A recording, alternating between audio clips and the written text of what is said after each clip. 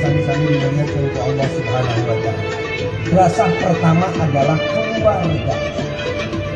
Sabab redaksina oge dina kitab Sulame sering diaos wa yajibu alal abai wal ummahat, kewajiban ngadidik teh kanu jadi bapak jeung kanu jadi indung.